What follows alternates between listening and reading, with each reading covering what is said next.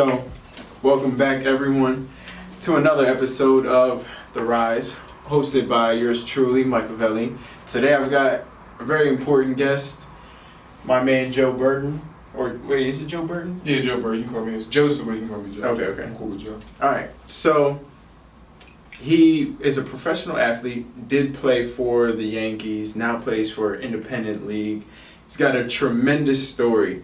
I know you guys didn't hear like the last hour or two that we've been talking together, but he's told me a tremendous amount about him, and yeah, his story is just like pretty magnificent, and I can't wait for you guys to hear what he has to say. So I'll stop talking. I'll let my man, do some of the talking. So Joe, tell us a little bit about yourself and about what it's like to play for a professional baseball team.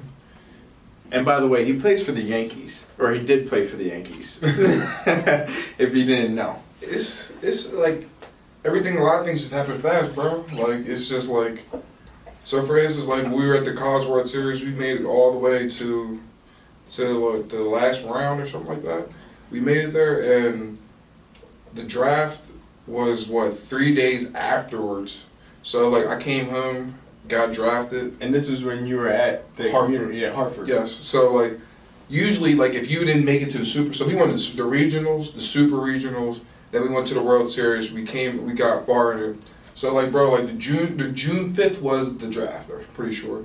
And like I had no time to dip. So as soon as I got drafted, bro, like they were like, yo, like you trying to get on the plane now? I'm like, yo, I need a couple of days. Like I just got done playing baseball. Like I was traveling, like I wanted to at least see my friends, but like a lot of things just happened. They wanted to fly you out there for. Yeah, bro. Like so I had a dude come to me, and he was a scout, black guy. He came up and he was just talking to me like, I saw I had all this facial hair, and he was like, yeah, that has to go. I was like, really? Like they're gonna strip my identity. Like it took me so long to grow this out. And what year was this? This was 2016. Okay. 2016. So 2016, you were at the point, what, a senior at Hartford? Or I was a freshman at Hartford. Freshman at Hartford? Yes, I did 1 year. You were in there 1 year, and they were just like, yo, this guy's the real deal. So it's like, so if you go to a 4-year college, you have to stay to your junior year.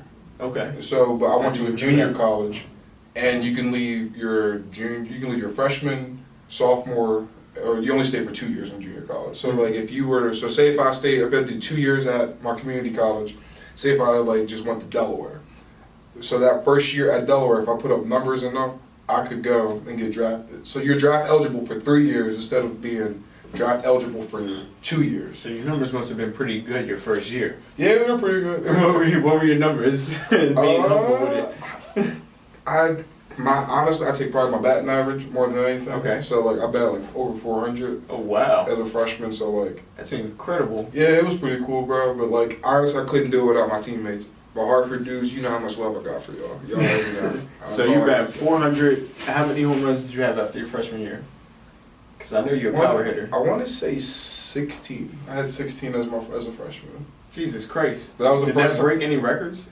Nah, but like it was like just everything meshed. Like honestly, like I said, like they were my brothers. Like I could come to anyone on the team and they'll just be like, yo, if I needed something, they'd be like, yo, I got you. Or like vice versa. You know what I mean? Like that was the first time. Like in high school, I didn't really win that much. Like we didn't do that much at Newark and stuff. But like first time going to Hartford. It's the first time I ever played playoff anything, and I was just like, wow, like this is amazing. Nice, bro, nice change. Dope, bro. Yeah, it's so different. Like it really like you find a lot about yourself because like seeing all those fans and all that, like it's just so different. It's not the same as you think just playing in like Newark where you have. What was it like going from high school to college? Because like I mean, obviously high school is a lot smaller and everything. Was like the level of difficulty like that much greater? Because it seems like you adjusted, fairly well in your first year. Well, honestly, so it's crazy. Usually, like I maybe as a player, as a hitter, I struggle early on, and it took me a while to understand like how I worked as a player. Mm-hmm. And like when I first got to Hartford, I remember we went down to Sumter, South Carolina, and like I had one hit. I had one. I was so nervous. I remember the first game that they played us in. Didn't do anything in left field. Didn't know how to play left field or nothing like that. Ball gets hit at me. I will miss it and all this stuff. How I start off my first play ever in college, and like with the error, yeah. And I'm like, damn, this is gonna be a long time. I'm like, yo, this is so different. This is nothing like what we practice, how we did the inner squats and all that stuff. And like that weekend, like I struggled, and it took me a while to get going. Like I was hitting like. When did you get your confidence? When honestly, my boy Dom DeSabatino sat me down. He was like, Bert, we know you're that dude. We know you're good. Just relax. And it took me probably a good. My first 2 or 3 weeks, I struggled. I was like hitting, I'm talking about like 080. I was like, I remember I looked at the stat, I was 083, and I was like, I need to go play some football. I was like, I'm going to go play some football. I'm going to go play football. I'm going to try to see how that works and all that. And then like, change my path. Like I just stuck with it. And then like, after that, I started seeing more ABs and started getting comfortable with dog. And like, it all played itself out. And like, that's how baseball is. Like, it's a failure. So in your first year, you slow at first, start killing it, especially towards the later of the season, the end of the season, right? You guys like win the championship or anything? So we went on like I can't remember, but it was like dog, it was like a 30 something win game streak. Like we have a record there. Like I think a team after us, the year after us broke it. I'm not sure, but nah, bro. Like we didn't lose. Like we were the Rivers and Dogs. Like. All of us, like, we'd be sitting there, dude, be like, we'd be losing over, we're like, yo, let's pick it up, you know what I mean? Like, we would come at each other, and all of a sudden, we'd win games, and, like, it was just a band of brothers, dude. Like, I just would never give that up for anything. Like, Parker was the greatest experience that I ever had, and, like, I would love to thank Tommy Eller for that, because you let me beat me. I appreciate that, genuinely. Like, that's awesome. For real. Like, shout out Tommy. Yeah, for real, shout out to Tommy. And then, so you went from Hartford, and then now you're like getting drafted. What was that like in the transition, and what did it feel like personally that like your freshman year, so you go from hitting 083 your first couple weeks to then getting like put into the draft by the end of your freshman year? Yeah. What is that like? What does that feel like? Honestly, at the moment, I was so like me as a person. I could care less about accolades. I could care less about MVP, all that stuff. Like, I know if I handle my business at the plate, I know it's going to take care of itself. And like, I don't know, dude. Like, it was just so different. Like when I first got the pro ball, when I was at Hartford, I was 35 minutes away from home. So it's not that far. Like, it's not really living away from home. Like, if I my mom, like you were at home. You know what I mean? Like my mom called me, was like, something happened. Bro, that's a little drive, bro. That ain't nothing. Mm-hmm. But like, when I went down to Tampa, I was 8 hours away driving, 2.5 hour plane ride, and it's not like you can just be like, yo, let me get a plane ticket. You know what I mean? And people don't know this. When you sign, you don't get your money right away. Everyone thinks like, yo, you get drafted, you get your money. Like, nah, dog. Like you're still struggling for about a good 2 or 3 weeks after you get drafted. Like, you get your paychecks in like half in increments. So like. My first paycheck was like.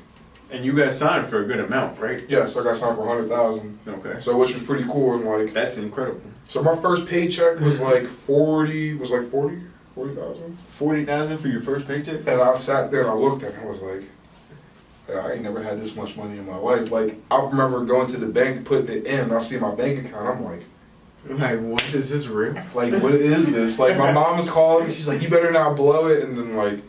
And then you blew it? So my first time going out. What was your first purchase? My first purchase? Honestly, I bought a whole bunch of clothes, some gear, and honestly, I sent money to my family. Like, I made sure I broke off my people, like my grandpa, broke off my mom. I made sure they were straight. Like, you know what I mean? Like, then the rest I took care of myself. And like, so I remember, I'll never forget, that morning. So it was a Saturday night. My friends are like, man, let's go out and stuff. I believe $3,000 in one night. God damn, what the hell did you do? I don't know. I woke up the next morning and checking my bank statement. I'm like, ooh. So I'm like, as soon as I'm looking at my bank statement, I get a phone call from my grandpa. We're putting all your money in the CD, blah, blah, blah, in the bank and all that stuff. And I'm like, damn, I was so See, upset. what had happened was, Gramps. You feel me? Like I was so mad, bro. I was like, damn, like I did all this work. They're taking my money. They're putting it away. Like, why the fuck? Like all this stuff, and like looking back at it now, the greatest decision my grandpa has ever did. He wasn't hearing none of my excuses, nothing. Like that's my dude. You know what I mean? Like if it wasn't for him, like I wouldn't say I'd be broke. But like, I probably could have been, cause like, bro, like you give a 20-year-old all that money and like, you go out there with the girls, the fame, all that stuff. It's just so overwhelming. It's so overwhelming, and like, it's just majority. And then you're trying to keep up with everyone else that's around you. And like that's the problem. People don't understand. It could be like I see a lot of dudes that were like free agent sign-ons and like smaller dudes that got like senior sign-ons and stuff like. They get like $2,000 or something like that. You know what I mean? And like and blow it that night. Like not even blow it, and like you just put in perspective. Like I was like, yo, like I don't have that much money compared to these people, but like if you look at the overall, and you'd be like, bro, you're living pretty good. Like you gotta be thankful for this. Mm-hmm. And like that changed my whole mindset of everything, and like what I bought, how I bought, like how I presented myself. Like it's just like. What type of money lessons did you learn from it? Money is not always forever there. It is not always there. Like, once you, like, it took me a while to be like, oh, I'd make that back. And all of a sudden, I was spending a little bit more than I was actually bringing in. So I was like, I'm starting to lose a little bit. So I, like, had to, like, relax. And then, so when they gave me my second check, I had, after taxes and stuff, my second check was, like, what's it, like, 28 around here? And, like, and I got that in August. I got that, and like. So they give you $40K when you first signed, and when? They gave me that, so like you're there probably in the complex for about 2 weeks. But it was that what month? I want to say it was July. It was like early July. They gave you your money, and like. So you got two big checks, pretty much like a month and a half apart from each other. Oh, so my first check was in July. My second check, yeah, pretty much. So it wasn't a month. So it was like towards the end of like. And then after that, though, they pretty much like don't pay you, right? So like it just depends what your signing bonus is. So like that was my signing bonus and stuff like that, and I got 4 years of school paid for. So like, okay, so say if I like just wanted to go back to school, I could go back. And whenever. Whenever, yeah, I have to have it do it in a certain time period. But I'm actually already taking classes. I was doing dope. classes, so like they pay for my classes and stuff. Really? Yes. Even though you're not still a part of the organization. No, so like that was in my contract. That's dope. So like if I didn't sign, like or I told my mom told him that like if he didn't get college paid for, like he's not signing. Because like the cool thing about going to JUCO, people don't know, you can go right. So since I was a freshman. I had an opportunity to either come back to Hartford, go to a 4-year, or get drafted. So like at the end of the day, so like say if I was a senior sign-on, remember? So like if I was a senior at a Division I school, and they would be like they would lowball you. They'd be like, yo, I'll give you $2,000, right? Just for example, I'll give you $2,000. Take it or leave it, because they know. So you could be realistically... Because they know it's like one of your last years. It's your last year. You don't have an opportunity to go back to play college. Like if you were good enough, you would have gotten drafted by your freshman year. That. But like, bro, it's just a whole low. Like, bro, it's a business. Like, it's a business. They will low blow you, and like you could be worth $100,000, bro, and like you're a senior, and they'd be like, nah, like since you're a senior, we got the leverage. If you don't take what we give you, you ain't playing professional baseball. So it's no matter how good you are. So at that moment, it's like, am I going to pursue my dream, or am I going to go to the working world? And like, if you're a junior, you have the leverage of being like, all right, I'll just come back and put up better numbers. Or if you're at a JUCO, I'm gonna stay at my JUCO. I'm gonna go to college for the next 3 years. Like it just depends how you want to do that yourself and stuff like that. Like, damn. Are there like what are some like other options with things like that? Like I know in like the NBA they can play overseas. That you can go overseas, but like I'm pretty sure like to play in Japan and stuff like that, you have to go up to AA. You have to be above or AA or above. That's just like what they look for and stuff like that. But like I could be wrong about that, but I'm pretty sure it is that. But like, see, like baseball is so different. Because like this, like you're playing against everybody. Like basketball, football. Like basketball is more of an American sport. You know what I mean? Like if you go to China and you put an average NBA player. They're averaging 40 over there. You know what I mean? Yeah. Like, but if you go if you go to the DR or the Mexican League and like, you know what I mean? Like, it's still high competition baseball. You know what I mean? Good ball players down there. Everywhere you're facing, like, people don't realize baseball. It's not just I'm worried about you. You know what I mean? Like, yeah, I'm worried about you because you're my competition, but you got to worry about the dude in the next continent. You know what I mean? They could be just as good. And like, when I saw those Latino dudes and stuff, like that was a wake up call for me. Like, I was like, wow, their game is so polished compared to mine and what I have done in college and all that stuff. Like, college was great. I had a fun experience at Hartford, but did I develop like I wanted to? Shit, like, you know what I mean? Like, if I went to a 4-year program, there's a lot of ifs, ands, or buts that you could have won about it, but like, that stuff made me. It made me who I was. That made me understand and learn, like, I got to do what I have to do, and like, I got to develop now. I got to figure this out, like, you know what I mean? Like, that's like my first month of pro ball, like, that was tough. Being away from home, not having no friends, like, just being away from my family was just so tough. It was so different. But like, after that first month, I accommodated and I got my friends and all that stuff, and I was just like, this is not as, it's baseball. At the end of the day, people think when you play professional baseball, like, they're like, it's impossible to hit, it's this, that. I'm like, dude, you still get your fastballs down the middle. It's just the dude's throwing a little bit harder, like, but when you see timing. Yeah, when you see 95 every single day, You get used to it. It becomes hitting, like, you're like, all right, this dude's just throwing. Like, it's not like, oh my God, this dude's throwing hard. It's just like, all right, it's another day, another dollar. That's all. You know what I mean? Like, it's just how you progress. Gotta put the bat over the bro. the plate. Yeah, bro. Like, it's fun though. I miss it so much. I miss being in Philadelphia so much. I miss my boys for real. But things happen for a reason, dog. You know what I mean? And so now you're playing with the independent league, right? Yes, I'm going to be in the independent league. What league? The USBB or USPBL. What is that like? It's gonna be my first year here. So I tore my labrum last year. Okay. Diving for a ball, and I just got off surgery, and I just started throwing about 2 weeks ago. How does it feel? Feels good. It's a little different. Like, I don't have my range. Stiff a little bit. My range of motion isn't there, so like I can't get all the way back like that. But like, I got some pretty cool scars right here. Yeah. So like the surgery was cool and all that, but like, that was my first time ever getting major surgery, which was so different, and like, that humbled me so much, just because like, I remember sitting up there and I couldn't raise my arm up to here, and like, I remember for the longest time, like, I looked at myself as Superman, like, somebody was like, yo, you can't do that, watch me. You know what I mean? Like, now I'm sitting up here doing physical therapy, I'm gonna have a 65-year-old lady right next to me, she's doing more than I am, and I'm like, damn. Like, bro, like, I was just benching, I felt good, like, all this stuff, I'm like, how am I gonna get back to me? How does that affect you mentally? And how do you like combat it? So, you know what I mean? Because that's a huge thing in an athlete's life.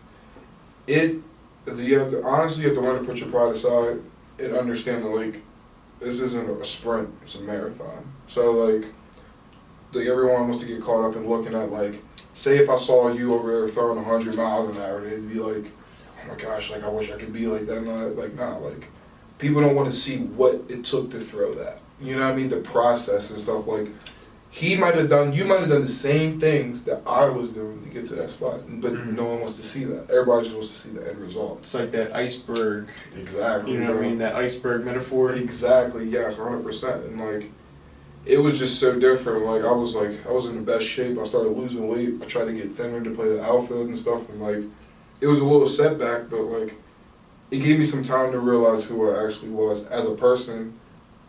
Like, less like, I'm not even worried about a player. Like, I'm worried about developing myself as a person.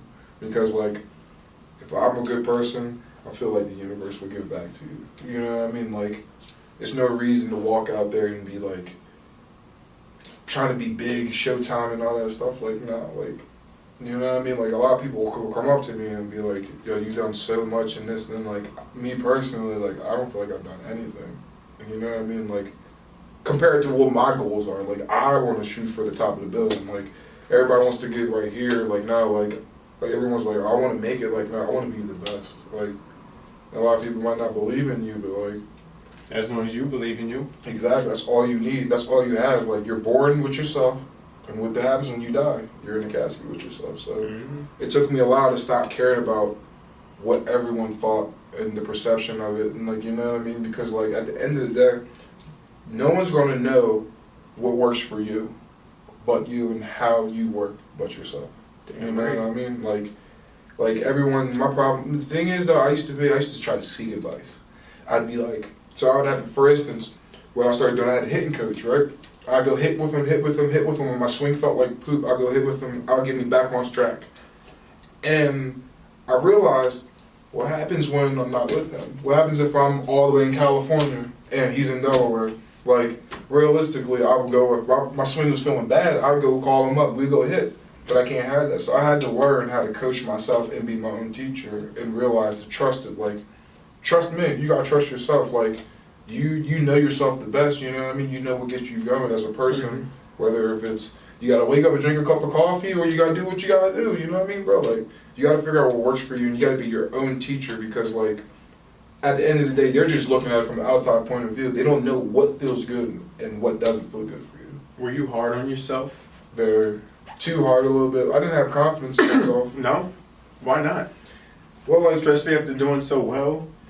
It's just like, I don't know, like, when I was even like at Newark, I hated baseball at Newark. I hated baseball. Why?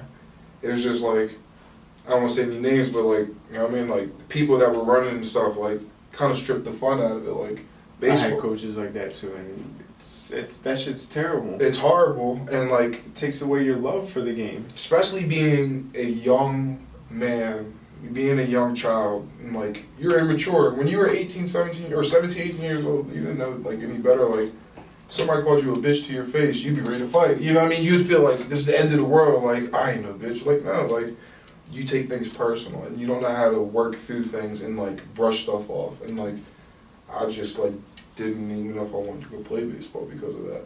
But like, it wasn't none of the teammates or none of that stuff. But like, I just like. Did you push yourself through it, or did someone else? I got through it because I love baseball so much, and like, my whole thing was like, I would never disrespect a coach. Like, my grandfather's a Hall of Fame coach, so like, I've been around that, and like, that was the one thing they always instilled in me, like, you respect your coach no matter if you didn't like it or not. So, all I knew is, you don't like what I do, you might come at me and blame me for this stuff, but like... And you were probably the star player on the team. Yeah. I was, but like, it's just, like, it's tough. It's just tough because like... Especially in high school, normally the star player is just like, alright, yeah, you do whatever you want. And it wasn't like that, and like, not saying I was looking for it to be like that, but like, you know what I mean? Like, it was just looking like, for a little more acceptance. Yeah, from my coaches, and like, I just felt like I wasn't appreciated.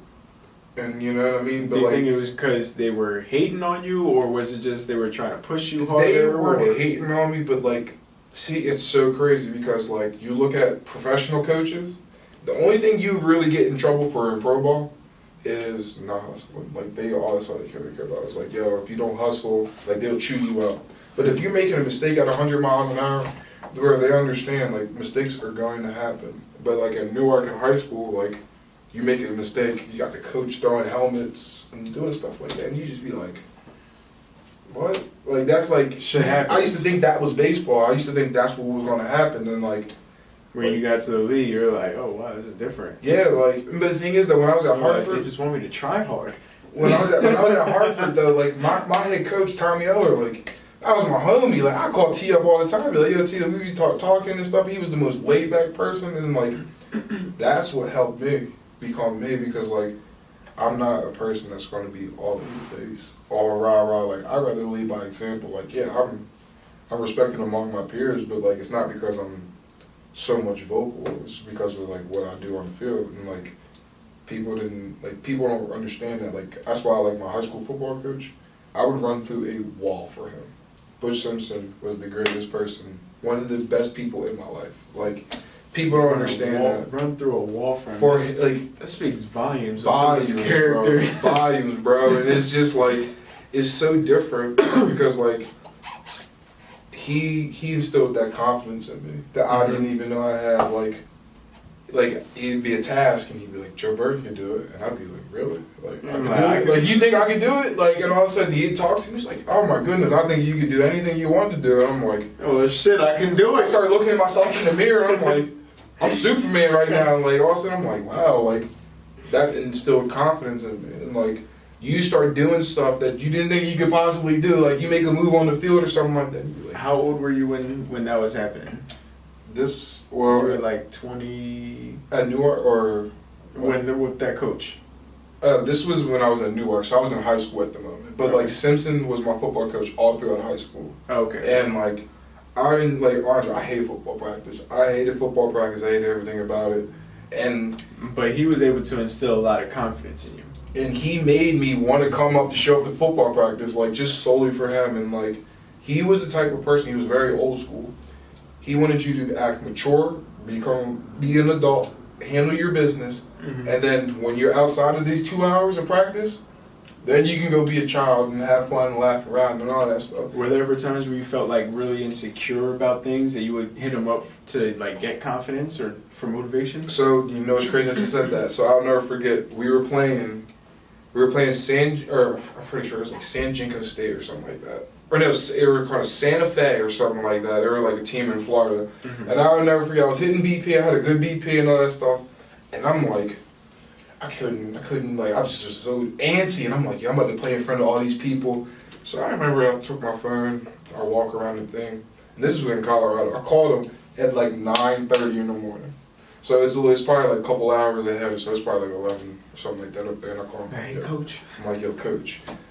I'm so nervous right now. Like, I don't know what I'm going to do. Like, I'm over here hiding behind the car and stuff like that while everyone else is doing MVP. And he's like, Joe Burton, what you got me nervous for? He's like, you're going to be fine. All that stuff, like, telling me, and like, and I'm like, wow, coach, like, you really think that? Like, you think I'm going to be straight? Like, I'm going to be cool? Why did you think that you needed someone else to tell you that? Do you think that inherently you knew inside that you were good, but you just needed an external like voice saying like, no, bro, like trust me, you're gonna be fine? It was more along the lines of like, I'll try to be humble, but like it's a difference. Like, I didn't understand. Like, I thought me wanting to be the guy and be the dude was me being cocky, and like that's what I'm saying about caring about what other people think about. Like, just because you walk with your chest high and your head high and your chin tall does not mean you're cocky at all. People mix that up for you being confident in yourself and being cocky. Me telling you, like, Mikey, I did this and all that stuff, like, that's cockiness. But like, if you ask me, can I do something? Damn right I can do it. That's instilling confidence. That is the difference, and people couldn't differentiate that. But like, it's not up to people to differentiate that. It's what gets you going as a player. Damn right. Or as a person. That's just whether what you gotta do is go for an interview or anything. Like, you do what you have to do, and fuck whoever thinks about it, like, oh, I wouldn't do that, I wouldn't do this. Yeah, you wouldn't do that. This gets me going, though, bro. This gets me going. So what you do and what I do are we're two totally different people. So like, it's just like you have to be able to go against the grain and understand that, like, just because it was done this way doesn't mean it can't be done your way. Like, why can't you create a new trend?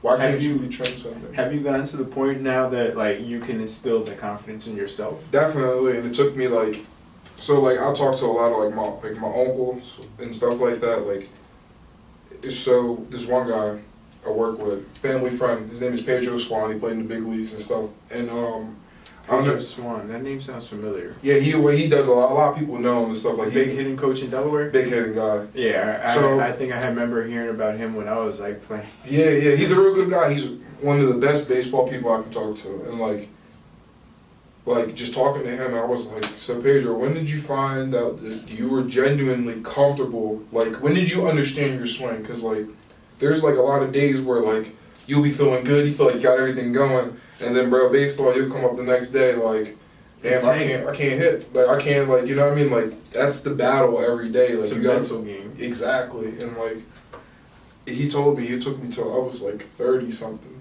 to figure out my swing and what I need to do. And I'm like, I'm sitting here 23 stressing. You know what I mean? Like, I don't got that time. And that's 10 years. Think about it. Like, you look at it. think about it this way, just like trust in the process. Like if you take care of the process, you will get the result. Don't focus on the result. Master the steps in between and you'll get the end result. You know what I mean? That's a good closing statement for that. Yeah. So, to transition, I know a lot of you had talked about some of the role models and people that helped you in life. A lot of them are men, right? Now, the audience doesn't really know this, but, you know, your father was a big influence in your life, correct? Definitely. And, you know, there was some unfortunate incidents, like health incidents that had happened in his life that caused him to pass away earlier, unfortunately. Right. R.I.P. to your dad. Thank you.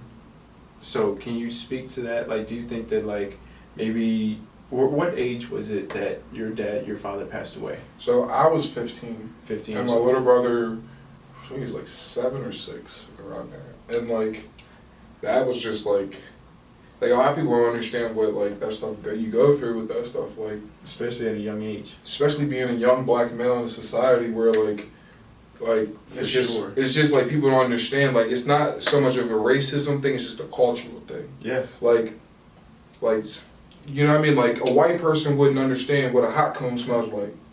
You know what I mean? In somebody's hair, you know what I mean? Like, it's not just the fact, it's like, bro, you just don't know because this is a cultural thing, you know what I mean, bro? Like, you don't, like, it's nothing wrong with that, bro. Like, Yeah.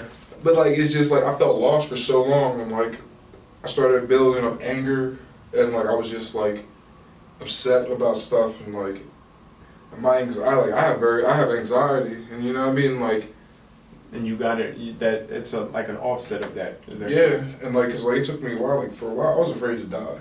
You know what I mean? Like, I was so afraid of death. Like, my superhero was gone, you know what I mean? Like, it was just like my dad was here, and then, bam, he's gone, and, like, nobody was expecting, like, he wasn't, like, terminally ill, you know what I mean? So, like, for that stuff to happen, and you're just like, wow. Like, it was just so life-changing. And, like, one thing, like, I remember, like, nights where I couldn't sleep where, like, I thought somebody was going to come in my house. Because, like, I always looked at it like, somebody came here trying.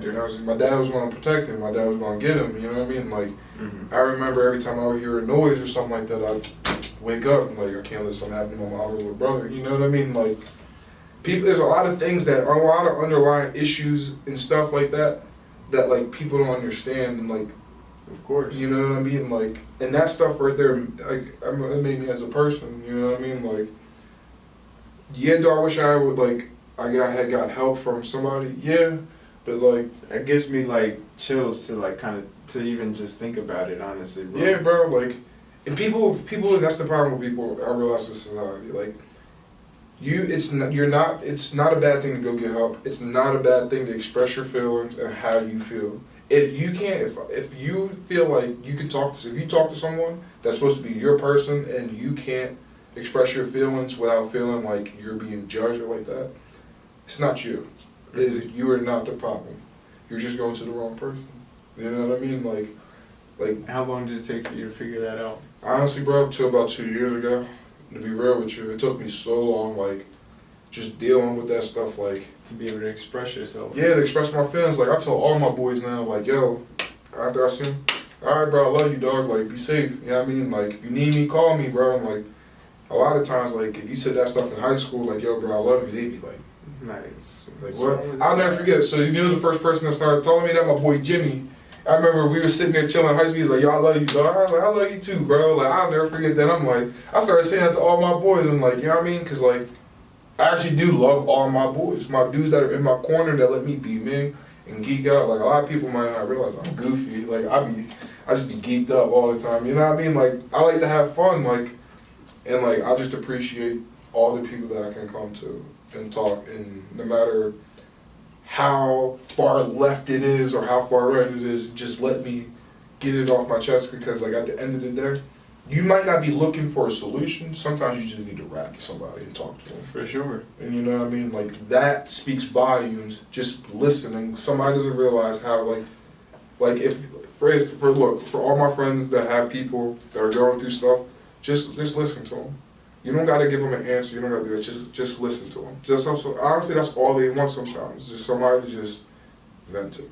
And Yeah. like, it don't matter if you're So just be there for them. yeah, like I'm telling you, people will be like, get caught up in like, I don't got no problems, I got no issues. Like, yeah, you do, dog. We all Like, got issues. we all have issues, and like the fact that you're saying that you don't means you're really in trouble. Yeah. It's just what it You're is. just denying the fact that you do. Because think about it, if I shake up a soda bottle and I keep shaking it, what's it do? It starts to expand. And after a while, it might blow up.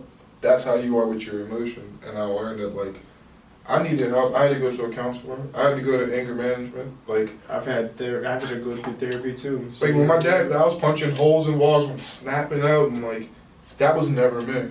And it took me, it was like, enough is enough. Like, I realized like I was losing relationships with people that I loved, like the way I was treating people, and like that stuff isn't right. And like, it's okay, like things happen, and you should be able to if you're afraid of what people think and it's going to hinder your growth as a person, then like, bro, you're not around the right people. I'm happy as shit that you came out of that realm. Yeah, You know what I mean? Because that's a toxic realm. definitely is. You know what I mean? Definitely is. And it sucks being enveloping yourself in that negativity. Now, like we had said, that you like a lot of your role models from like after that had happened with your father, a lot of them were men, right? Well, my grandma actually. I love Your my grandma, grandma. but also like your some of your coaches, Yes. et cetera, et cetera. Do you think that might have been because you were missing a male figure? Now that you said that, yes, definitely, because like it was just so different. Like there's a lot of things you can't go talk to your mom about. You know what I mean? Like it's just what it is. But like I was just looking through like my perspective as like, you know, if my dad wasn't there, you know, and if I had lost him, and you know, I'm looking for someone to talk to about some of these things. Like who would I really go to? right, You know, Right. who can really understand that perspective of the things it's that all you're about going trust. through. Trust. If I can't like you want to be able to trust this person. That's all. Like I want to be able to tell you, no matter how crazy it sounds, like, yo, you just have my back. Like that's all I want. That's all. Me as a person, that's all I care about. Like Damn I don't right. care about what you do for me. I don't care about any of that stuff. You don't gotta buy me shit. The respect and trust. If you can give me, if I know you have, if I have your loyalty and you have my loyalty, all right. Like when stuff hits the fan, I know you got my back. That's all that matters to me. And like I got yours, you got mine. You know what I mean? Like that's all I care about. And like because like all that other stuff, my boy, my bro, and all that stuff is all superficial, dude. Like that shit don't mean nothing. You know what I mean? Like when stuff really hits the fan, you gonna know who you got by your side, and you gonna make sure they gonna stay there by your side. You know what I mean? That holds more weight than any money you could possibly get. That's Somebody that's gonna be sitting there telling you, yo, like Keyshawn, my boy Keyshawn Chase and all them. That's why I love them. shout out to Shout out Keyshawn to- and Chase. Shout out to Yola, you feel me? But like Chase and Keyshawn, they'll straight up tell me, yo, you wrong. Keyshawn about this big. He'll sit there, he'll get in my face telling me that. He'll get in my face telling me like, bro, if you don't know you wrong and all that stuff, and like I respect that more than anything. You know what I mean? Because He's like a real person. especially like with me being bigger growing up, people would just be like a whole bunch of yes men because like they'd be afraid. Like they wouldn't realize like, yeah, I'm passionate, I might be strong about what I say, but like, bro, like I want like if you my dude, like talk to me, let me know. Like if I'm tripping, I'm tripping. It's not fuck you because I'm tripping, bro. Like you tripping. And the people that are actually willing to tell you, just like you said, are very few and far in between. I can only have a couple people. Like maybe even less than like one hand. Exactly. Exactly, bro. Exactly. You know, and like those people are the most important people in your life. Definitely. And like it took me so long to cherish those people. And like I said, like even just growing up as a young man, like I'm going to teach my kids that it's okay to show your emotions. Not show your emotions to the point where like you're out of control, but like if you feel a certain way, it's hard to talk about that. It's hard to tell you like how you feel. Like you ain't no chump, you ain't no bum, you ain't no soft. Like everybody wants to be this hard rap persona. Like I gotta do, bro. Like none of that shit matters at the end of the day. You know what I mean? Because like all that shit. Like I was reading stuff about Bruce Lee, and he was talking about, it was actually, I saw a video about the dude, Wilder, the fighter, and he was talking about, he had a quote about like Bruce Lee, he was saying like, all that like hype stuff, me talking about like, I'm getting in your face, Mikey, I'll do this and all that, like, all that stuff is for sure. Like, what you should be worried about is the person that's quiet and calm. Yeah.